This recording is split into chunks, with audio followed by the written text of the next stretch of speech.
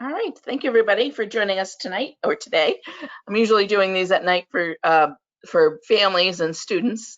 So happy to have a few counselors on board for one of MEFA's, the new MEFA Institute. We have a whole great program going on this year for virtual learning. Since we can't see you in person for our annual financial aid trainings, we're taking everything online and offering up a great new virtual program for the year and hopefully going forward, where you can earn PDP points for all of your webinars that you're doing with MEFA. We have a great panel lined up today. Excuse me, I have something caught in my throat here. There we go. So just a couple quick logistics before we get started. All the attendees are on mute, so we can't hear you if you're speaking, but please type in any questions in the chat feature. We will make sure we get to all your questions. That's, the whole point of this webinar is for you to learn and to be able to ask your questions. So hopefully you'll find this informative. And, you can see in the handout section of your toolbar is a copy of the PowerPoint slides. So you do have that there for you as well. So don't feel like you have to write down all the websites that we're talking about and things, because you should have that there. And we are recording today's webinar. So I will, after the webinar, probably tomorrow when I get the link, send it out to everybody who registered so that you can have the recording easily available. And you should have the handouts as well. So we're going to get started. I'll just quickly reintroduce myself. I know many of you. This is Stephanie Wells here at MEFA, working remotely in my living room as we have been since March. So we hope you're all doing well or hang in there as best you can during this pandemic. We know it's been a difficult time for everybody, parents, counselors. At MEFA, we've been doing pretty well technology-wise, but we do miss seeing all of you in person. But I've been at MEFA, it'll be 20 years in March, and been working in higher ed financing since I got out of college. So I work a lot right now with colleges and college relations, but I do a lot of programs with families, talking to families one-on-one with appointments. I actually spent a good chunk of time Sunday talking to a family friend. So yeah, we're knee deep in financial aid right now and working with families and school counselors.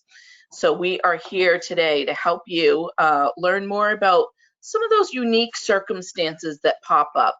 So not your typical financial aid questions of how do I apply for financial aid, what's the FAFSA all about, things like that. But we want to focus on the different situations that pop up that you might not be getting questions about a lot, but when they do pop up, you need assistance. So I'm going to let our panel introduce themselves one by one and tell you a little bit about their institution and what they do at their school. So I'm going to start with you, Jen, if you wouldn't mind just saying hello and introducing yourself and telling a little bit about Worcester State. Sure. Hey, Steph, thank you for having me here today. My name is Jennifer English. I'm the Associate Director of Financial Aid at Worcester State University here in the lovely city of Worcester. I've been in financial aid for 20 years as well. My anniversary date was actually Halloween. So 20 years actually plus in financial aid. Worcester State is a undergraduate and graduate institution. We have about 5,000 undergrads, about 1,000 grads. And we'll probably get into this a little bit more later, but all we require is the FAFSA to start off a student's application. And I think that's it for me. Excellent. Thank you, Jen. Jane, welcome. Thank you for helping us today.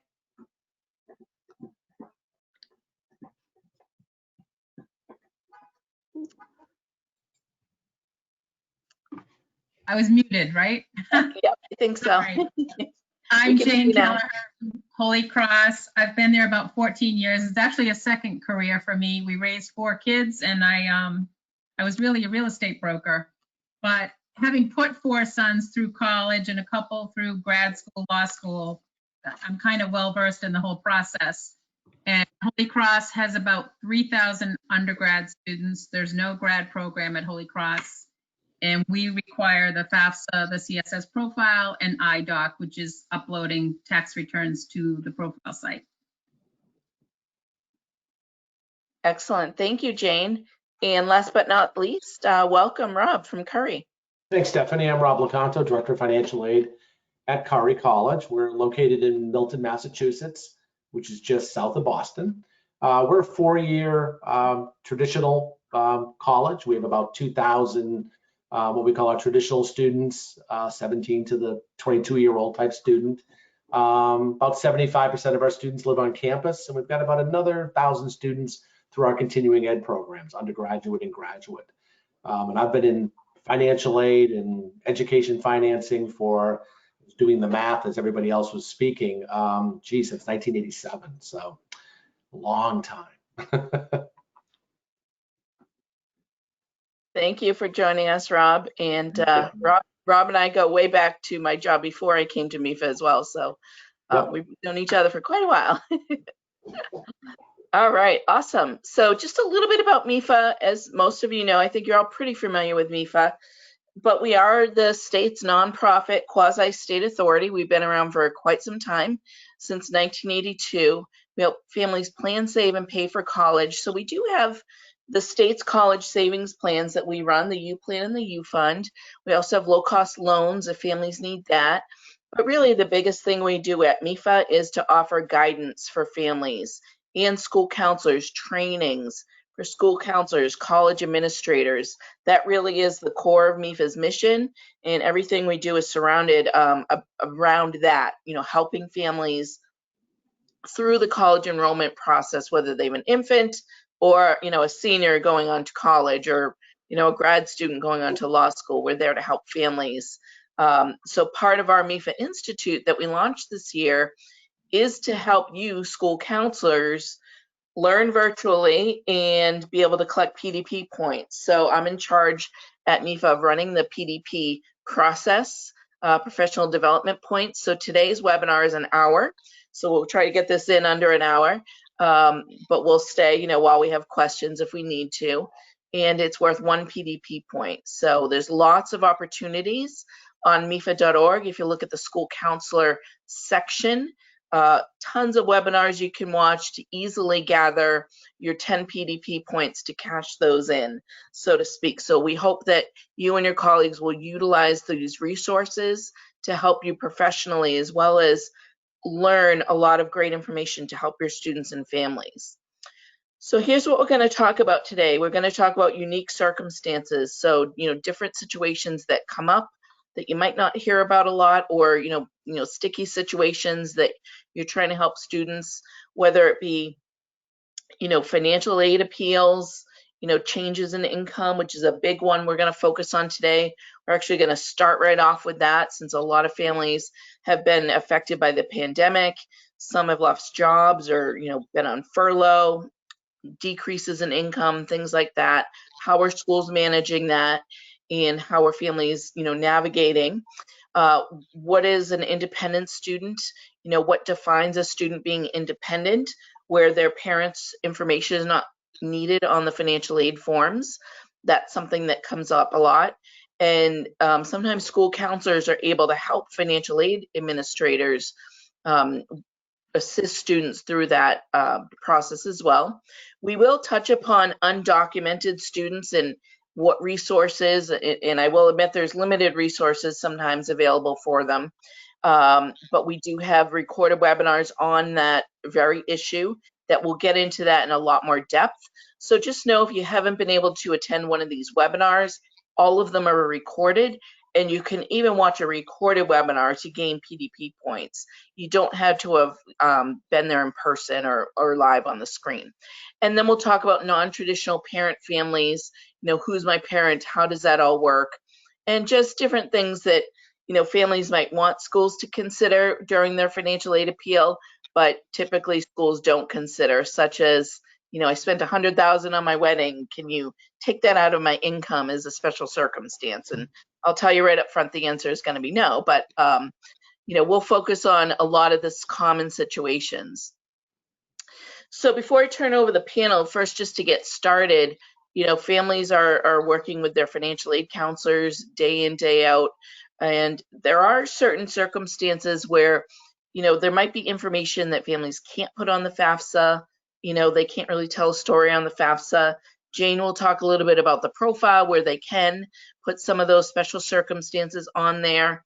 But sometimes, you know, it takes additional documentation for colleges to be able to do a professional judgment. So a little bit of a shift than their normal process. And they can do that on case-by-case basis. So some of the things they might consider is income, assets, unreimbursed medical expenses, things like that. So we'll talk about that today. So just, you know, just to get started, if you don't mind starting, Jen, because we started with introducing you first, just talk a little bit about, just briefly, high level, some of the things that you see at your school. And if I skip to the next slide and we talk about appeal logistics, how does that work in your office, and what's the process that you would like families to follow if they do come into this situation? And I'll just kind of skip back and forth so you can see the different categories and just high level, some of the things you guys would consider. Well, for us at Worcester State, what we do is we have a particular process that seems to run later than a lot of other colleges. So I believe my colleagues will probably be talking about getting that paperwork in fairly early. We are asking for it a little bit later on. So for example, if a family is on their base year, they put their 2019 income information. If they had a change in 2020, we asked them to hold off until after they filed the taxes to turn in their special circumstance. If they're actually appealing for the 2021 academic year, so if a family member loses their job at some point next year, we actually ask them to wait until about the middle-ish of the year, because we want around 5 to 6 months of income so we can project out to the rest of the year. So I guess what it boils down to is you should really contact, or the family should really contact the college to see what the timeline is and what forms there are. We at Worcester State have 2 different forms based upon the year that you want to appeal on. So that's how we do it at our state college.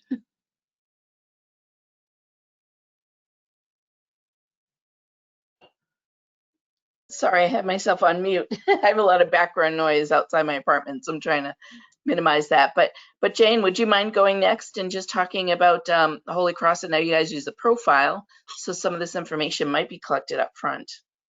We do, and sort of, I think we're talking about 2 things here. You know, for incoming freshmen, I'd say the most critical thing to advise high school seniors and their families is do everything on time. You know, if you have a non-custodial parent situation and there needs to be a waiver, do that on time, do the FAFSA, the profile, upload the taxes, have a complete file. As far as appeals, right now, if a family has COVID impact or one of the parents lost a job or significant financial impact in 2020, we aren't even looking at those appeals until December. We just feel like we just can't. And also it's a budgetary thing too. So traditionally before COVID, if a student and his or her family had an extraordinary circumstance, well, in the case of unemployment, we would say you have to have 6 months of consecutive unemployment before we can even look at an appeal. And on a case-by-case basis, we might look at projected year income for the following year, or we're pretty good, and we'll always consider a family's circumstances, but we do require additional documentation. Great. And how would you recommend, do they reach out via email right now, or what's the best way to reach out to your school, considering, you know, remote work and all that stuff? So this is for a current student? Yes. Yeah, so for current students, we actually met several appeals, but they weren't related to COVID. We actually addressed a lot of appeals up till September. And right now, we're sort of, you know, if a family has a legitimate appeal, we are saying they look at 2019. We're not going to look at the appeal till December, and we've told families we're definitely going to ask for end of year W-2s and possibly projected 2020 income. Great, great, thank you. And then Rob, do you want to just talk a little bit about Curry and how Sure. things are working at your school? Yeah, I mean, we're already anticipating because of COVID that we're going to have a decent amount of appeals coming in, and lo and behold, we've already had a couple. We had our online open house last weekend, and a lot of the questions that came into us was about changes of income from 2019 to 2020. So we do have a form, which I think probably a lot of schools do. We have a special circumstances form that we ask families to complete, but we do try to ask families, if somebody calls and says, listen, I just lost my job today, we do ask them to maybe wait about 8 weeks just to make sure that there's no quick turnaround. They lost a job and all of a sudden they, were employed again. In most cases, that doesn't happen, but we do ask them to wait about 8 weeks before they complete the special circumstances form, and then they can project out their income. And we're asking families right now for incoming freshmen to wait till they get their reward letter. So what we do is we usually send our first batch of 21, 22 awards out around the first week of December. And then once they have their award, then they can submit an appeal, and we can take a look at that. So what we do, maybe a little bit different than some of the other folks on the panel. I mean, we will look at the appeal at this point, and try to assist them with, legitimate changes in their income, whether it's COVID or other issues, but we do anticipate it's probably going to be a lot with COVID is the reason why they're appealing. I think it's just really important to say too that, families need to let us know what's going on if there are a change of circumstances or income. We're not mind readers. Sometimes even our students that are here, if there are changes, they can appeal also. But let us know if there are legitimate changes, and depending on the situation and depending on the severity of that, there may be additional aid that the students are eligible for. So I think it can differ from school to school, and the process can be different from school to school. And I will say that maybe if one school approves of appeal and maybe another school doesn't, that can just be case by case. So you really have to kind of follow the process that each school has set up in the timeline in order to successfully submit things. Excellent.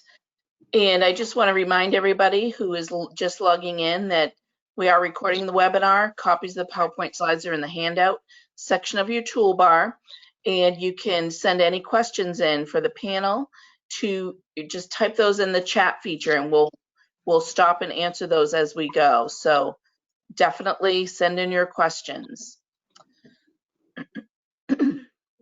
So just a little bit more, we talked a little bit about the timeline and what some of you need as far as, the process goes. But if you wouldn't mind just getting into it just a little bit more, and I'll just start with you, Rob, since you were just chatting about some of the common documents that you might be looking for, and how the guidance counselors can sometimes, I know this is a unique year where they're not working with students face-to-face, most of them, so it's a little bit tougher, but how they might assist in certain circumstances, and what's the best way to submit that documentation? Sure. So the advice I usually give students or families is more information is better than less. Usually, as I said, we have a special circumstances form / appeal form that we ask them to complete, but we do also ask for their latest pay stubs or W-2s or whatever the information that might be pertinent at the time that they're appealing. Any type of separation letter from their employer, if they have that, is important also. So as I said, more information is better than less. Anything they want to give us, if they have a letter indicating what they're getting for unemployment benefits, that we can kind of take a look to see how we can project out their income for the rest of the year. So really any documentation they want to send in, we'll take documentation anyway. I mean, we get a lot of people that send us things right to our general financial aid email box. Some will do it through snail mail. Some will attach things directly to their counselor that they work with. So we don't really care how the information comes in. But as I said, more information is better than less, because there are times where we'll get an appeal form, but there's really nothing there to support that. And so then we're going back out to the family or the student and saying, hey, you need to provide X, Y, and Z. And then the longer it takes them to get us the information, the longer it takes us to review it and try to turn around a decision. Because we do understand you know, at a private school, it's expensive, and we do understand that, unfortunately, for a lot of families, the type of aid package they get is going to determine whether or not they can enroll. So we do try to review those as timely as we can so that families can make, you know, the best decision they can and really truly understand the aid they're eligible for. Excellent, great. And Jennifer, do you have anything to add here about just, you know, a little bit more details about your process and common documentation or that you might want to have families submit? Sure. Again, we have the forms. So basically a student just needs to kind of follow down through, or I should say a family needs to follow down through. But as I mentioned, we really kind of break up our appeals into either something that happened. So again, this is for the 21-22 academic year.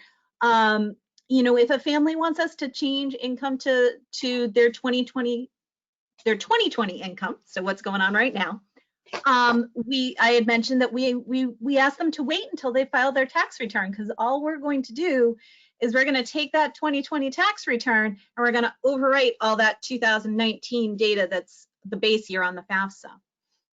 Whereas, you know, if a student was appealing based upon the 2021 calendar year, say a parent lost a job in February or March or something like that, and they're submitting an appeal in the middle of summer, what we're going to do is we're going to be asking them to document any income earned during those first 5 or 6 months of the year. So that's going to be earned income. So we want to see paycheck, the last paycheck that they received. We want to see a separation letter.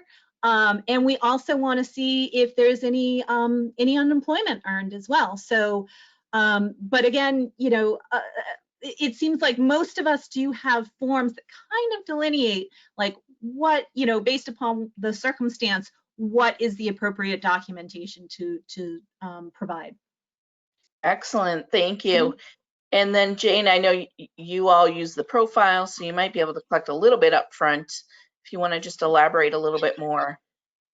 We do, and it's interesting. For current appeals now, it's really interesting. A lot of times it's education of the student and the family.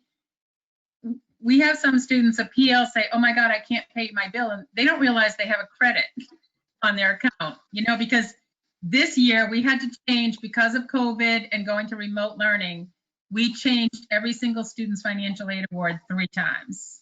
It was a nightmare. So some students, there was so much fluctuation. The bill they got September 17th didn't reflect what was true October 1st. That's the first thing. With the CSS profile, a family and student can always write a narrative about their circumstances.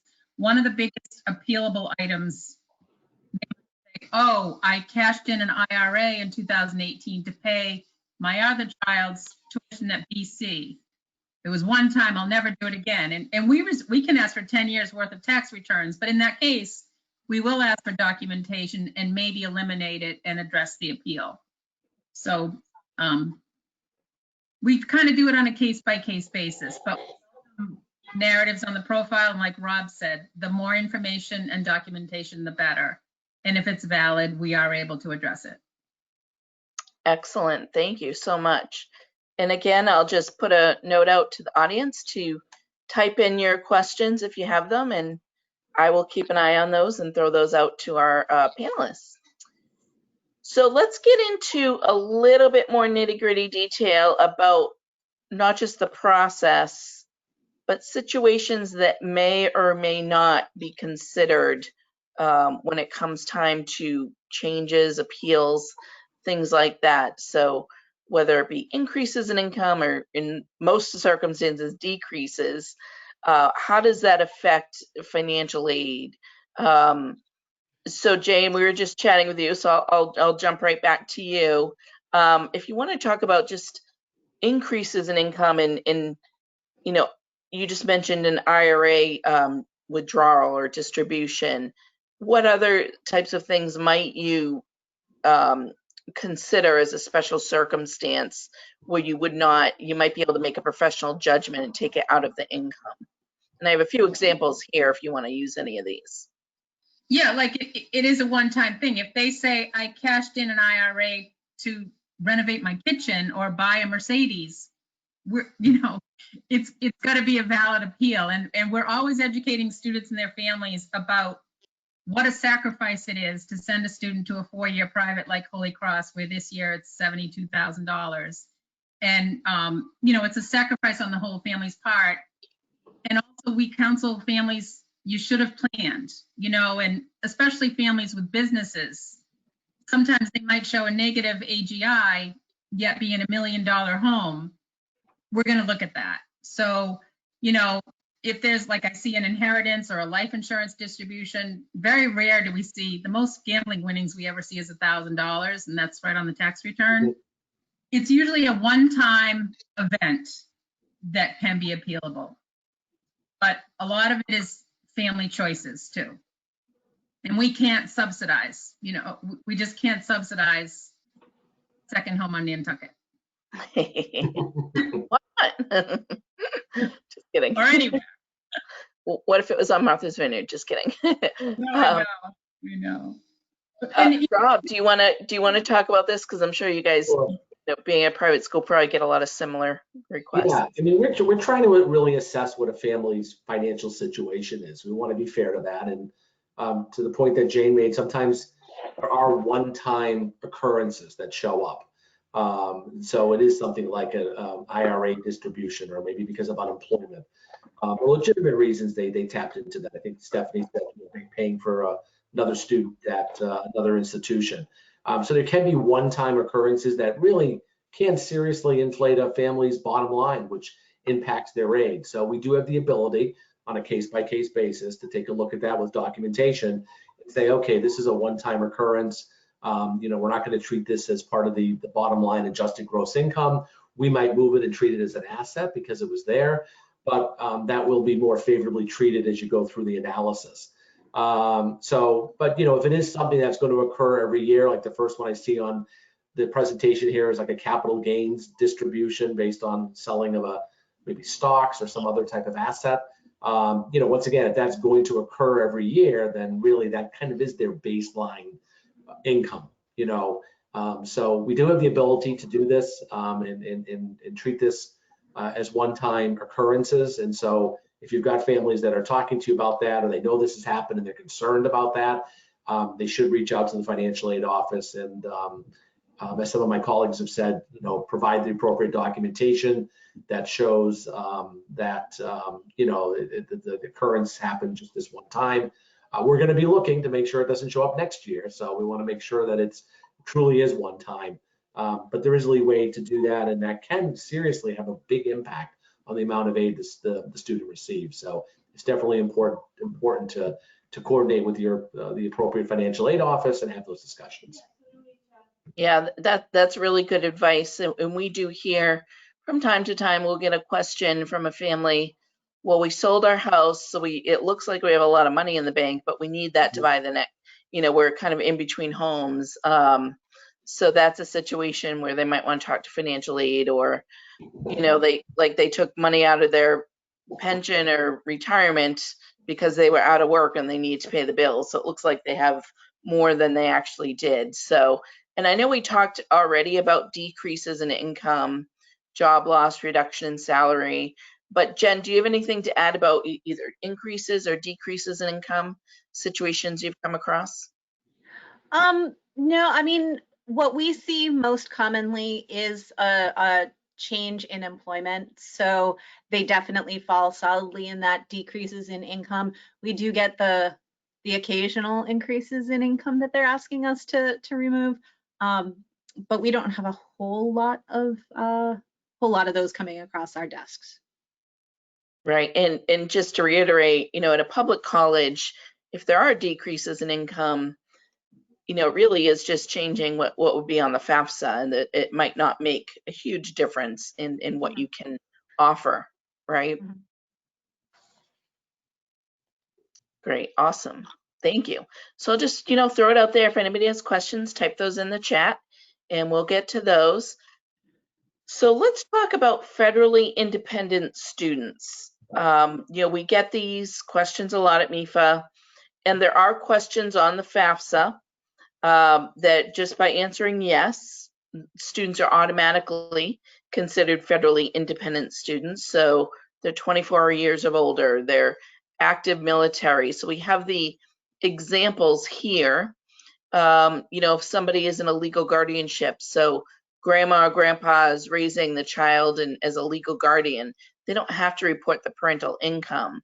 So all of the information listed here, the bullets here, would automatically make a student federally independent as far as their status goes. And Steph, can I just break in here for a moment? yeah, please go ahead. I just wanted to mention, for any of you counselors out there, if you do know that your student is going to be checking off any of the reasons other than age, I think pretty much, we will ask for documentation. So if a student does volunteer that they're going to be indicating that they're in legal guardianship, you might want to warn them ahead of time to make sure that they have that court document handy, because oftentimes the different colleges will probably ask for a copy of that.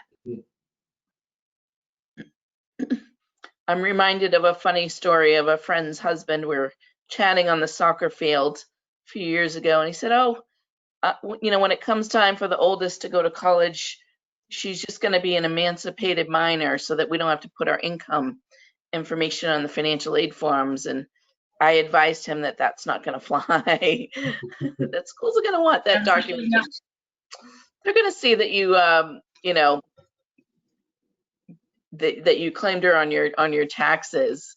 So let me go to the next slide. We do have some questions coming in that I'll stop for, but let's chat real quick just about the dependency override. So we know, in Rob and Jane, if you have additional thoughts on documentation for students who would automatically qualify as independent that's different than Jen, let me know. Otherwise, we can jump into the overrides. Yeah, well, like Jen, we would request documentation for sure. And if there's court documentation of abuse, protective orders, things like that, and we're going to be able to override dependency, but you need documentation. Yeah, and I think dependency overrides is something that we have to be able to justify why we're doing that. That's something that's on our end auditable.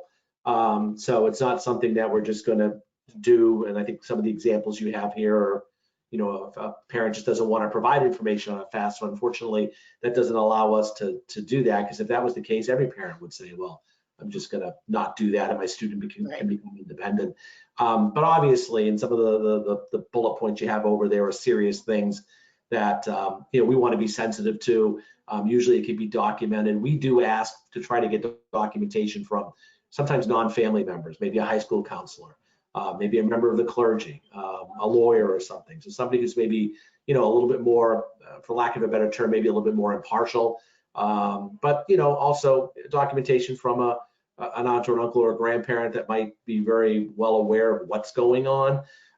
We don't obviously want to put any student's well-being physically, psychologically in harm's way to fill out a FAFSA. So if this information can be provided, then we are going to take that information, review that, and allow them to become an independent student. But it does require documentation, and it kind of gets back to my earlier point, more documentation is better. Great. And Jane, I have a quick question for you from one of the counselors. If a student is federally independent, how does that work on the profile when they're completing the profile? I was just thinking that there are cases where they might be independent for federal purposes, but then the institution might not recognize it. But generally, if we override dependency for federal, generally they'll be considered for the maximum institutional. But I think one really important thing is it's not usually parents who refuse to provide documentation, it's a non-custodial parent. And the philosophy at Holy Cross, and I think obviously many colleges, is the primary responsibility to pay for college is the student and the two biological parents. Financial aid just fills in the gap. It's not charity. It's really got to be the responsibility of the family, and we fill in the rest. Excellent, thank you. So, I'll turn it right back to you, Jane, about, can you talk just a little bit more about scenarios, particularly when it comes to, the profile is where I get these questions a lot. How do you advise students who, maybe mom and dad are divorced and mom's going to fill out the profile, but, dad, on the other hand, non-custodial parent refuses. I do get those situations from students, and there's no abuse or anything, but the parent just doesn't want to do it, or isn't really interested, or hard to communicate with. There's family dynamics that might not be an abusive situation, but they're still difficult to navigate. And I'm going to throw this out to Jennifer and Rob as well, but if you want to start, Jane, with this one. We do have a non-custodial parent waiver request form, and it asks specifically, was their child support paid? When is the last time you saw the non-custodial parent, whether it's mother or father? I had one yesterday. I do all the early athletic reads at Holy Cross, and I had one where, it was documented. There was a third-party letter. Please waive the non-custodial. Please, please. He doesn't have any money. He won't do anything. And when I read it, and it said, when's the last time you had contact? It was like last week. And he said, when I don't have a ride somewhere, my mother asked my father to take me. So I denied it. And the mother emailed me last night, yep, we'll have him fill it out. So yeah. Not a slam dunk. But certainly if there's court documentation, something like that, we'll definitely waive it. And again, we welcome a narrative or phone calls or emails. We'll start building up a student's file before they even apply. We always want to help them make college possible, however we do it. Right, thank you. And then I know Jen and Rob, you all only collect the FAFSA, so you typically aren't needing the non-custodial parent information. But what about students? I'm sure this comes up where a student, is in a fight with their parents, or, it's not an abusive situation, but, the parents just don't want to provide the data for whatever reason. They don't feel it's their responsibility to pay for college or whatever it might be. Jen, do you want to tackle this one first, and then I'll move to Rob? So if a parent is just simply refusing to give the information, that is typically not grounds for a dependency override. It's unfortunate. There is a little used proviso that we can, if a parent will explicitly state that they are not providing information to the student for the FAFSA. There are a couple of other criteria that I can't think of off the top of my head.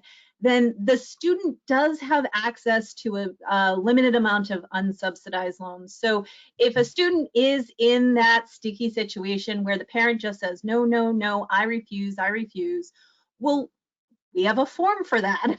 The parent can fill out the form saying, I refuse, I will not provide any information. And then we can, again, this is kind of a case-by-case basis, sort of professional judgment sort of thing, but we can award that student at least the amount of unsubsidized loan that they can get. It's not everything, but at least it might go towards, covering a good portion of their bill at Worcester State. Thank you. And how about you, Rob? So I think a part of it, and luckily we don't get too many situations where we'll have a student come in and say the parents refuse to do that, but it does happen sometimes. I always offer to speak to the parent, just so they fully understand that this doesn't financially obligate them to pay a bill by the college, so they understand that. I think sometimes people feel that if I put something down, now you're going to bill me. So it's not an obligation to pay the bill. I try to say to the students sometimes if they can explain to the parent that if the parent doesn't want to help them financially, just by putting the information on the FAFSA, they kind of have helped them financially, because it now allows us to determine how much aid they have. Now, with that being said, unfortunately for a lot of students, they do need that parent to kind of fill in the gap, especially at a high-priced private college. I mean, our tuition and fees and everything is just about $60,000 for this year. So obviously the parents play a large role for many of our students, whether it's, taking out a loan or doing payment plans or just financing however they wish to finance. But luckily, as I said, we don't have too many situations like this, but we try to talk to the parent, explain why, let them know their information is confidential. I mean, there's different reasons why sometimes parents don't want to do that. But as I said, it doesn't happen often, which is a good thing. Mhm. Thank you. All right. Let's see here. So we talked about this already, you know, the different types of documentation that they would need to submit. So let's talk about undocumented students. I know this is a tricky situation. Oh, Steph, I'm sorry. Can we just pop back to the dependency override for just a moment? Yep, go ahead.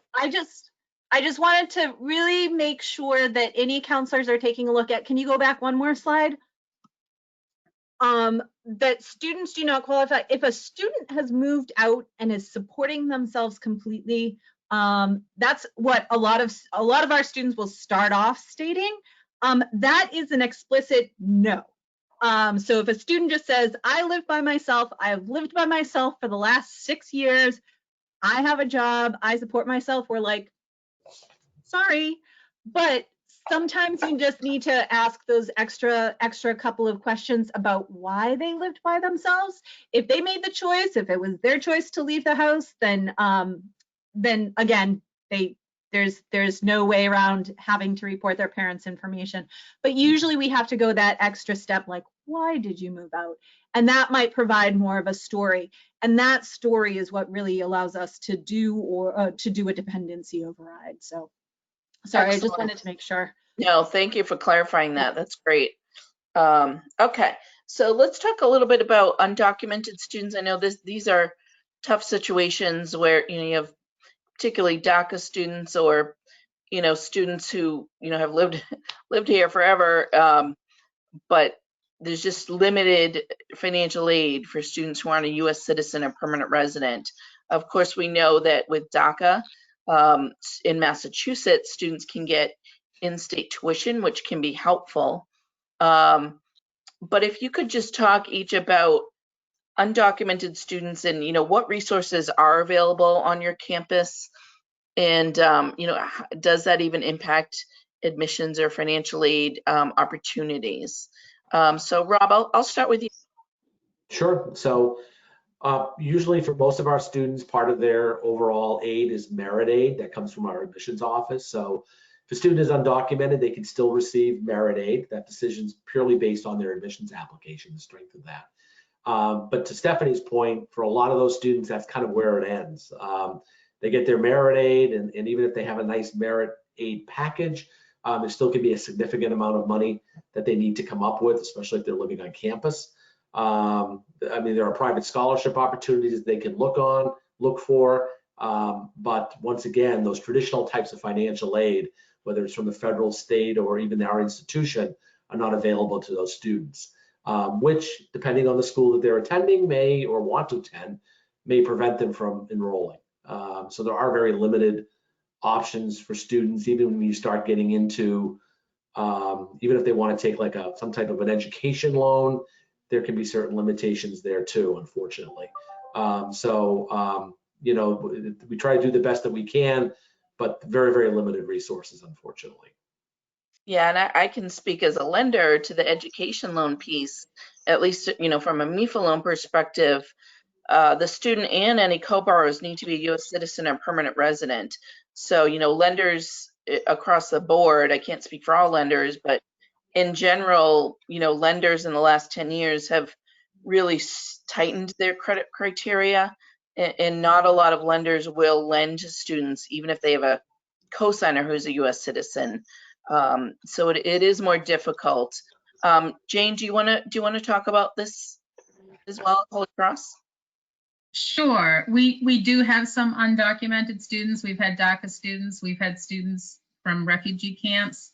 There are some endowed scholarships at Holy Cross. I mean, if a student goes through the process and is legitimately admitted to Holy Cross, we'll do everything we can to fund that student. But if federal financial aid is not an option and they don't qualify for merit or a certain endowed scholarship for an undocumented student, it might not be an affordable option. Mm-hmm. So, but we do our best. Yeah, and I would just say, Let me you know, just- from an can I just admission, say, yeah, go Stephanie, ahead. sorry. One thing, we've had FAFSA and profile help sessions this month. And anyway, I spent over 2.5 hours with a student. I met with him last year too. Both of his parents are undocumented. He's a citizen. He has a brother who was DACA. And I'm not going to say it was a nightmare, but it's not easy every single year because the parents can't put their, what's that number? You know, they have Yeah, Social Security number. They can't use that. They can't sign the FAFSA electronically. You have to mail in the signature page, and it's a barrier. And I see a lot of students in that situation. They're doing all the forms themselves. So we try to help them too. Thank you. That's really helpful to know. And Jennifer, how about at Worcester State? It sounds like a very similar situation. You know, if a student goes through our, or to Rob, to Curry's, if a student goes through the admissions process and gets a merit scholarship, that has no impact. But if they, once they try to attempt to fill out the FAFSA and it comes back saying that they're not a citizen or an eligible non-citizen, we do have to stop there when it comes to the financial aid process. I'm glad that you flipped over to this to this particular slide though, because Worcester State, since we are a state university, the student can through our admissions process gain access to in-state tuition. They will qualify for in-state tuition, and if they did qualify for the Adams Scholarship, they can get the Adams Scholarship at Worcester State, which waives just the tuition portion of their balance. But it is a benefit that did have to get allowed a couple of years ago, and so we haven't had too many like that, but it does happen. Yeah, and you know, when if I have a chance to talk to students before they've applied to schools, I do always recommend that they have some public schools on that list, so if they don't get any financial aid, they're paying by cash. At least, you know, hopefully, especially if they're DACA, you know, they can at least pay a little bit less, and you know, start at a community college. You know, I went to Uganda a number of years ago and made some friends there who thankfully were able to come over to the United States, but you know, he had to put himself pay out of pocket to go through community college. So it is difficult for these students. And you know, there are resources. Let's talk a little bit about resources on campus. If you know of any, in addition to the financial aid office, we often hear from schools that, you know, the multicultural center can have resources for these students. That's a good place for them to connect with. Make sure there's safety schools on that list where they can get some merit scholarships, maybe look at community college, you know, really research that college's mission and see, you know, how robust their programs are for, you know, undocumented students, international students, things like that. But, you know, I guess I'll just start with you, Jen, because we were just chatting. Is there any resources other than what we've already talked about at Worcester State for students? Sure. A great resource on our campus is actually our international program / study abroad office.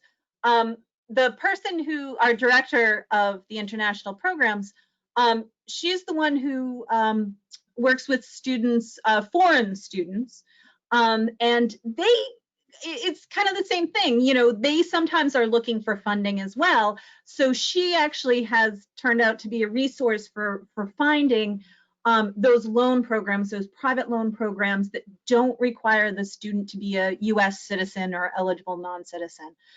So a lot of times when we have an undocumented student, we actually refer them over to our international programs office. Great, thank you. And how about you, Rob? Anything that's of assistance at Curry? Same thing. I mean, we have our study abroad and international programs that some of those students connect with.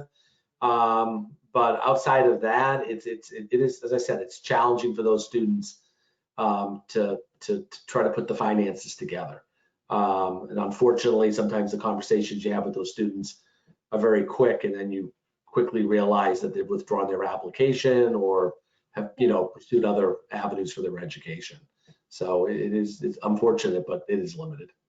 Right. And anything else at Holy Cross, Jane, that you might want to add? I was thinking that earlier. Tina Chen at Holy Cross is an unbelievable, she's international department, deals with all the international students, you know, and refugees, undocumented.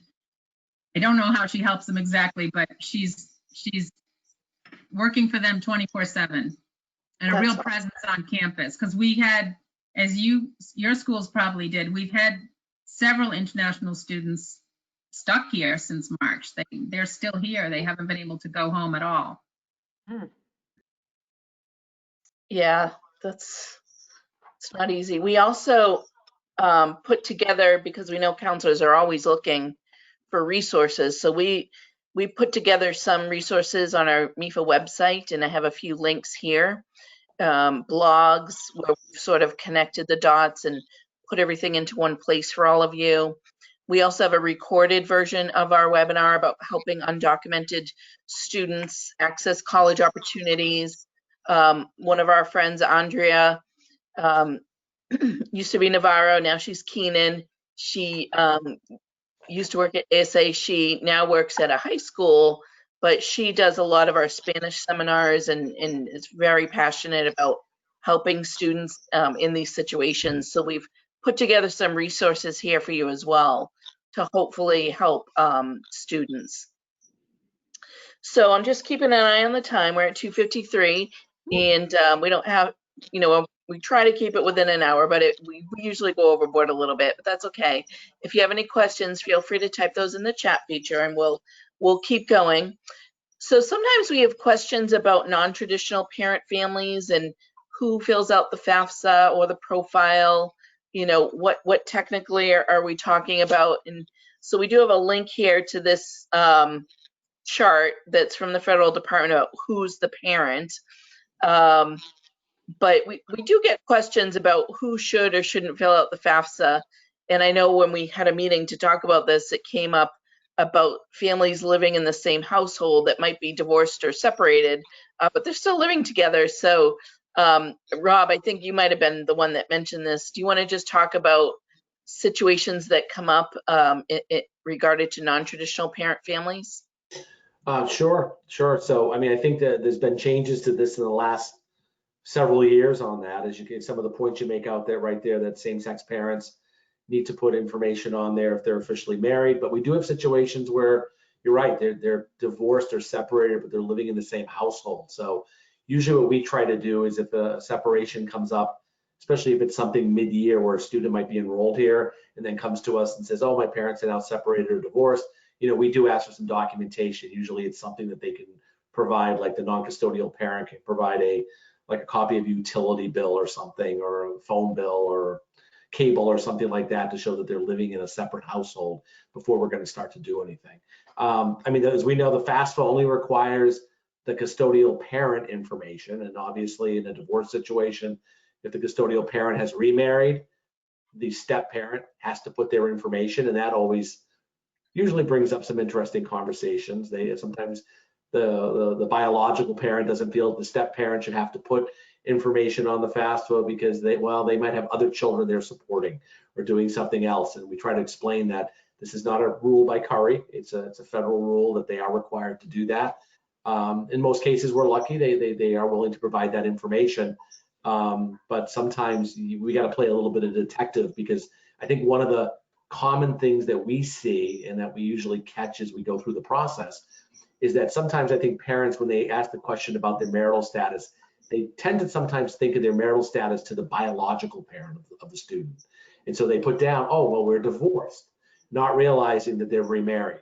So it's really truly asking them what is their marital status at the moment they're filling out the FAFSA. It has nothing to do to the biological parent in the divorce situation. If they're remarried, they need to put down married/remarried on the form, and then report incomes from both parents. So devil's in the details, and sometimes you got to be a little bit of put on your, Inspector Clouseau hat or, detective gear to kind of figure things out. And also, I'm sure Jane can speak to the profile, which is going to talk about things differently, is how they treat the non-custodial parent on that form is probably very different, obviously, than how it's done on the FAFSA. Yeah, thank you, Rob. Jane, if you want to jump in now.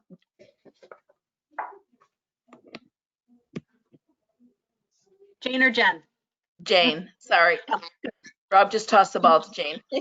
Yeah, for institutional on the CSS profile, there's a separate non-custodial parent form, and they can upload the taxes to IDOC, and the non-custodial can be the mother or the father. But at our school, if the custodial parent is divorced from the biological parent but married, we don't really even look at the biological parent, which is kind of, it depends. So for our purposes too, it's very important. The verification worksheet, that's always,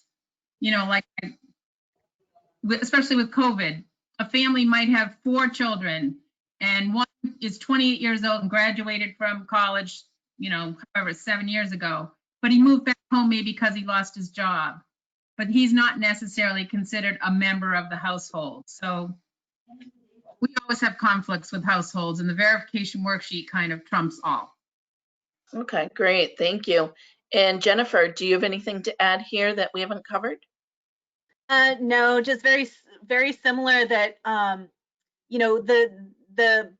think most common mistake that we do see is the fact is something that Rob brought up, that Jane brought up, that if the parent is divorced and they're remarried, they have to provide that step parent's information. And I can't tell you how many conversations I have every year with that exact subject. And then it's a bit of a tangle to get it all straightened out afterwards. So it's kind of a 3-part question. Are your parents married? Nope, divorced. Okay. Is that parent, which parent do you live with? And is that parent remarried? So it's always important to go that extra step with the divorced parent conversation. I actually had the opposite problem last week where I had a non-custodial parent call me and was complaining that his information wasn't being counted on the FAFSA. So you don't get those much, but I think he just wanted to be the one that filled out the forms. So. It does seem, when I first started in financial aid, the non-custodial parent always seemed to be the bad guy, whether it was a father or mother, and that's not true. So many custodial parents love their kids more than ever, but for financial aid purposes, one has to be non-custodial. I reassured him that he would have to fill out the profile and his information would be on there anyway, so he felt better about that. So I know it's almost 3, so we have a couple more things to talk about. So I want to encourage everybody to type in their questions so we can get to those. But a lot of families focus on assets. They don't realize it's a highly income-driven formula. But how do changes in assets, how does that come into play? Can you guys talk about that and things that you would consider? So we have a few here that typically are considered. Jennifer, do you want to start with this one? It's all in the information that they can provide to us on that special circumstances form. If they can provide, documentation that it was necessary for the asset to be used, then yeah, we can certainly take that into account. Jane, I think you brought up earlier, if they drop their assets to buy a Mercedes, no, try again. But yeah, they do need to provide the explanation. They need to convince us that that change in asset was important. Mm-hmm. Great, thank you. And Jane, do you want to add in here as well? I know you were talking, you come across these. We do, and because we collect the FAFSA and the profile, I told a parent a couple of weeks ago, it'd be great if all parents did them on the same day, because they might report on the profile they have $2,000 in cash and $50,000 in investments. On the FAFSA, it could be a vastly different number. So then we have to collect statements and reconcile that. We definitely will consider medical expenses that are claimed on line 1 of Schedule A. We have a lot of parents with horrific medical conditions, siblings. We'll definitely consider that. Necessary home repair, you know, we kind of say, you knew the kid was going to college, you know, plan. I mean, that's rare that we approve something for that. And the emergencies case by case basis. How about you, Rob, at Curry? Do you see these often? I mean, when I think about home repair, I'm thinking, you know, when we had the Columbia gas explosions and people's houses were, you know, really, you know, affected, or, you know, when we have all those blizzards and ice storms, I'm assuming that those are the kind of home repairs that might be considered. Yeah, well, we don't get too much on that. I will say that I had a conversation with a mom a few years back who wanted to take a PLUS loan, a parent federal loan, because she needed to remodel her bathroom because her son was basically no longer going to be living on campus, but commuting from home, and she needed to upgrade the bathroom. So that's about it. I mean, as far as the home repair stories I can think of, that comes right to mind. But more medical expenses. We do see that where, you know, unfortunately, maybe a parent has taken ill, and part of the overall appeal, you know, they're not working now because of their illness. They've had medical expenses. Maybe they've used assets for that. You know, and not to get into the weeds, but I think the counselors need to know something you said a couple moments ago, Stephanie, that a large part of a family's contribution is really coming more from their income than their assets, and that families actually have part of their assets protected. And we try to explain that when we get into some conversations with families, because some families feel like, well, I've got $50,000 saved, and you're going to see that, and you're going to assume that I'm not eligible for aid because I can just take that money out and pay for college for 1 year. And we try to explain to families that it doesn't work that way. The formula is kind of kind to assets in some ways, that there is a certain amount of assets protected that don't even come into the analysis.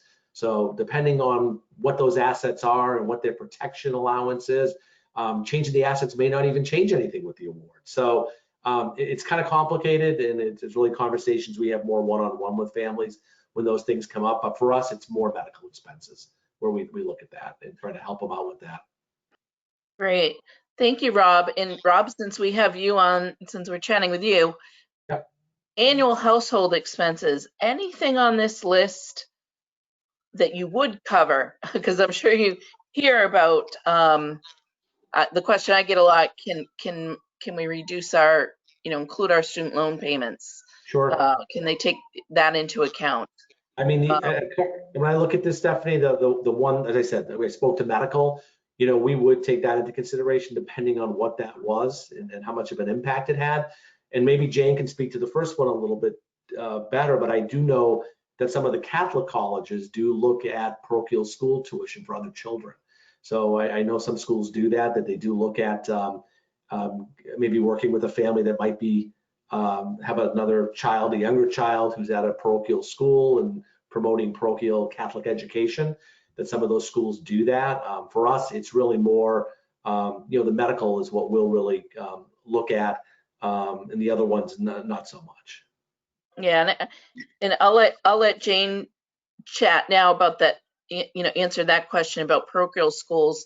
I know that I've heard from a lot of schools that if a younger sibling has to go to a private school, let's say for medical purposes, you know, like Perkins School for the Blind comes to mind, things like that, then they may consider it, but typically not if it's just a parental choice. But Jane, I'll let you answer.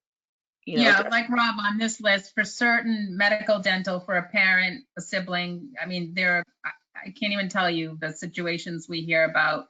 Private elementary and secondary school, we consider a choice, you know, and we don't subsidize that. But the CSS profile really, it's a very objective analysis, and there are all kinds of behind the scenes statistics that protect, you know, if you're from San Francisco versus Wichita, they know the cost of living is higher. And so it does protect the family. And Rob's right too. A lot of times we expect assets to stay about the same while they have students in college. So it really isn't that big of an impact.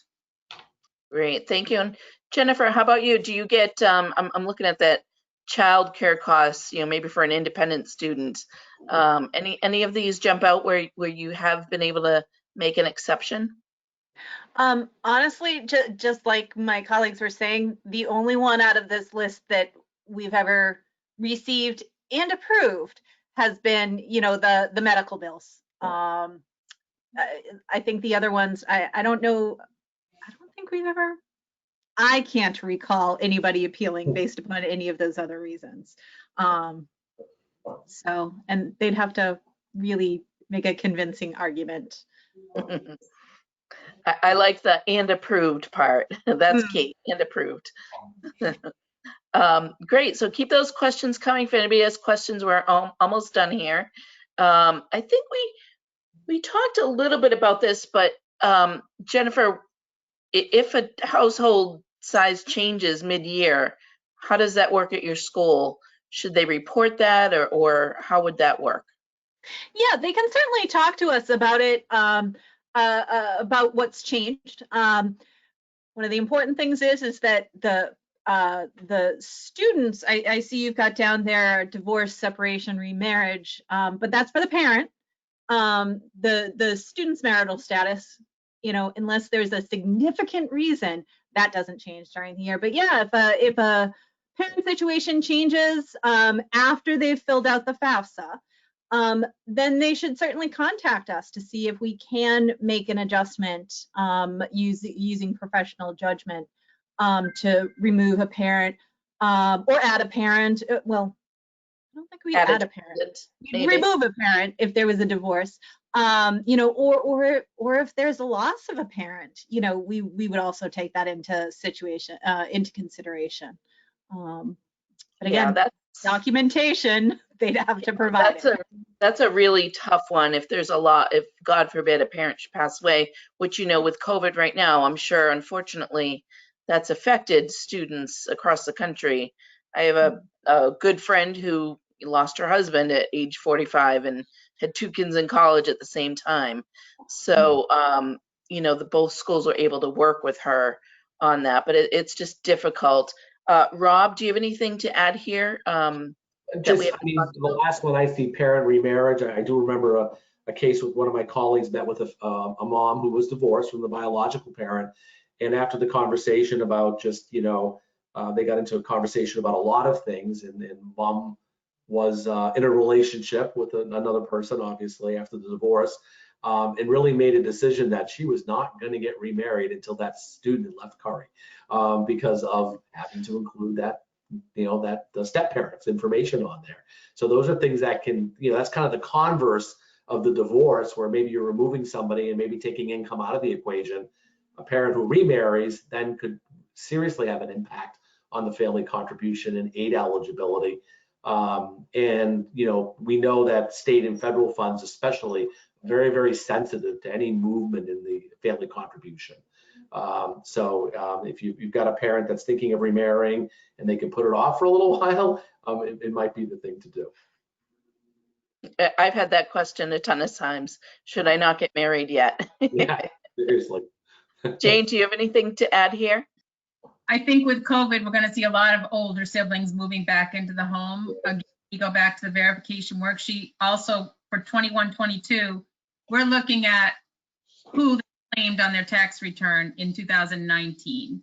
And we reserve the right to ask for siblings tax returns. Sometimes siblings make more than most families of 4. So kind of depends. Yeah, we see new babies pop up. We'll count the baby. The FAFSA, it's a snapshot of the family household at that time. So any of these that change after that, it's on a case-by-case basis. Excellent, thank you. And then, as we're wrapping up, cost of attendance adjustments that, could, if changes are made, could increase eligibility for aid. Jane, I know Holy Cross meets full need, so this could have an impact on aid they receive. Do you want to talk about how it works at Holy Cross and, whether it really, whether these things might make a difference sometimes? Yes, we can increase the budget if they buy a computer. They furnish the receipt, but it's not. We don't subsidize it with scholarship though. We're increasing the budget mostly for a parent loan usually. Mhm. Also, one thing to go back to appeals, if a family and a student appeal, you know, a lot of times the student has declined federal loans. So we always push self-help first. Any institutional loans, work study even, and federal loans, they must take those before we're going to look at any appeal. But yeah, we'll do travel. Right now, most of our students are remote, so we didn't increase the budget for travel. Purchasing a computer, books and supplies are built into our budget. And the high cost of living is addressed with the profile stats. I don't know how to explain it. Yep. And then Rob, I know we talked about this at Curry. This might just increase their opportunity to borrow more on a parent or family loan. Yeah, so we'll, you know, it's case by case, and we may increase something, but it's more for the parent who's taking a private loan. And we have some students that live off campus in apartments, so if they can provide a lease, we'll give them an off-campus budget, which is obviously less than what it would be to be on campus here at Curry, but more than the allowance we would give them for living at home.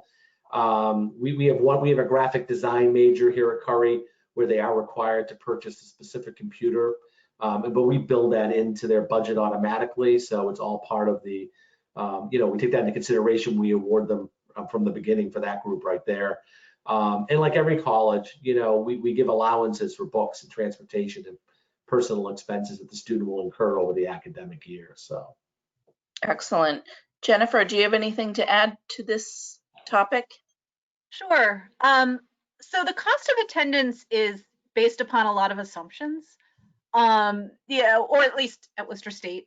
You know, so Rob was just mentioning renting an apartment. You know, if a student is living in their own off-campus accommodations, at Worcester State, our student population can start anywhere from 17 and it can go up to 70. You know, so we have a wide variety of ages. I do have to say that our cost of attendance for students living in their own accommodations is kind of based upon your traditional age student living in shared accommodations. So I think one of the more frequent cost of attendance requests that we have is for our more mature students that may be living in a house and having a mortgage or something like that. Again, by increasing our cost of attendance, we are really allowing them to just borrow more. We don't love them to borrow more, but it allows them to if that's something that they choose to do.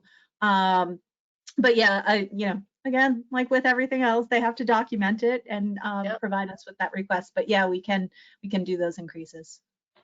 Great, thank you guys. And we have this slide here. We don't really have to get into it too much, but you know, we've talked about some of these examples that are not typically considered in appeals. So credit card debts, you know, student loans that a parent might have are typically not considered. You know, personal choices that families make are typically not considered. So just to, you know, wrap things up, sometimes, you know, what a family has seen as their family contribution and what they get in aid is sometimes there's a gap, not necessarily because of unmet need, sometimes because of unmet need, but you know, basically how are they going to come up with what they owe is the gist of things. So, you know, I'll start with you, Jane. You know, families, I know you guys meet full need, but you know, how do you deal with these conversations where, you know, it might be documented that they owe a certain amount and there's no special circumstances, but you know, how do you handle those situations where they say that that's too much, we can't do it, but there's really no changes in income or anything? And it's getting more and more difficult. We're finding a family of 4 with 1 in college where the parents might make 150, 200,000. Their expected family contribution is really high. They'll say to me, you expect me to pay a third, you know, of what I earn? And I say, well, you got to base it on your past income, your present income, and your borrowing capability. So the profile, you know, if there's a parent contribution, we expect if they don't have money to pay, they got to Make a different decision, right? How about yeah, Robin? it might not be an affordable option, and we say that right up front.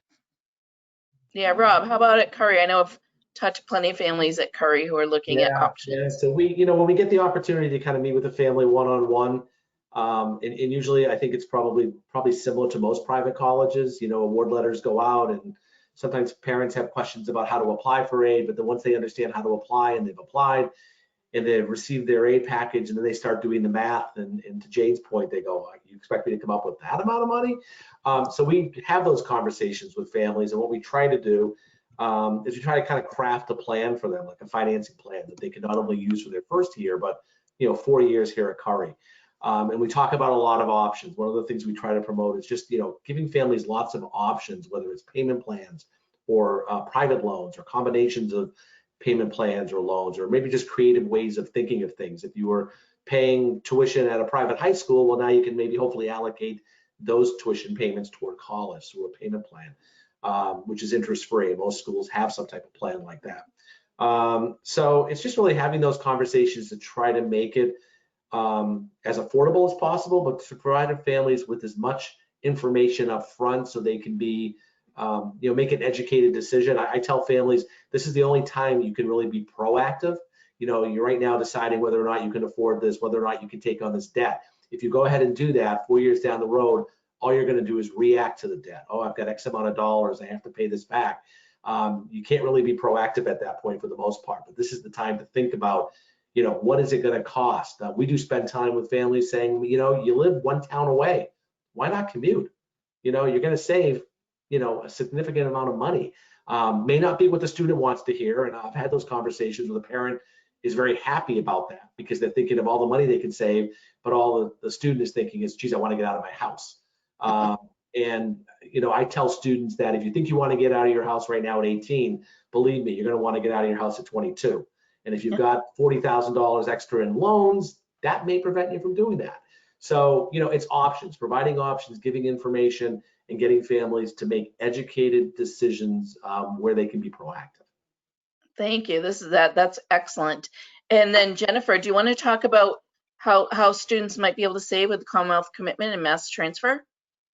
Sure. So both of those programs are ways for students to get a discount, we'll call it, at the four-year colleges, but this is after attending their first 2 years or receiving their associate's degree at a community college. So if a student is interested, they can just do a search online for Massachusetts Commonwealth Commitment, and it will talk about the requirements.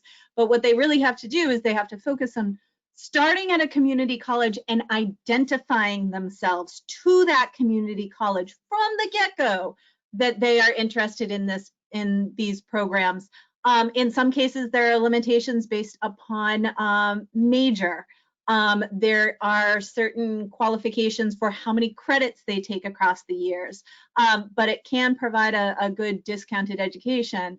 Again, assuming that they're not living on campus. These are kind of designed for students who are commuting to their local community college and local state colleges or universities. But yeah, it can provide a good discount, but they have to kind of go into the community college knowing that they want to continue with this program and going with the plan. So yeah. I agree. I always promote the public college option as a good financial safety option for families. So that brings us really to the end. So just to remind folks to connect with MEFA on social media. We have everything on our YouTube channel, and we're always sending out scholarship alerts on MEFA tweets, for example. So please connect with us there. And just a few things to do if you want to get PDPs for this webinar. The link is right here, so you can see a screenshot of MEFA Institute right on our website. So the instructions on how to earn PDPs, the evidence of learning forms that you would need to fill out for this are right there. And feel free to email me directly if you have any questions. My info is on there. So with that, I am going to open it up for questions. And while I'm waiting to see if anybody has any questions, I'll just quick reminder that you can email us at any time at collegeplanning@mefa.org or call us if you have questions about financial aid or, resources for students, please write us a Google review if you find this information helpful, or if your families are finding this information helpful. And before we end, I want to thank Jennifer, Jane, and Rob, and taking the time out of their day to help us with this webinar. It was recorded, so we'll have it for counselors for the rest of the year until we do it again next year. So thank you so much for joining us today to our panel. Claps, golf claps here. And I'll open up to questions. I don't see any right now, but let me give you another couple of seconds. Oh, here comes a question. Hold on. Let's see here. Okay, this is a good one. And I'll throw this out, and whoever wants to answer this one. Would you include moving expenses and professional judgment if it incurred due to a parent being relocated by their employer? So maybe they lost a job and had to relocate. Would that be something you guys would consider?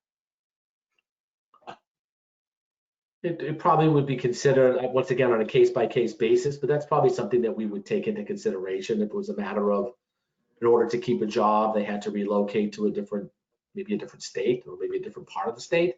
It's something that we could look at. Case by case would determine that. Mm-hmm. Yeah, same at Holy Cross. And we have some parents who one has to work in Oklahoma and the other spouse is in Chicago or something. I mean, we'll look at it, but we can't usually subsidize it. Great. And Jennifer, do you have anything to add there? No. Great. All right. Well, thank you. I have one question that I'm answering offline. I'm going to type in the answer for them. It's a separate situation, but I just want to thank everybody for joining us today, and have a great evening and the rest of your day, and enjoy the gorgeous day out. It's very beautiful in Boston right now. So thanks everybody for joining us, and have a wonderful day. Thank you. Thank you. Take care.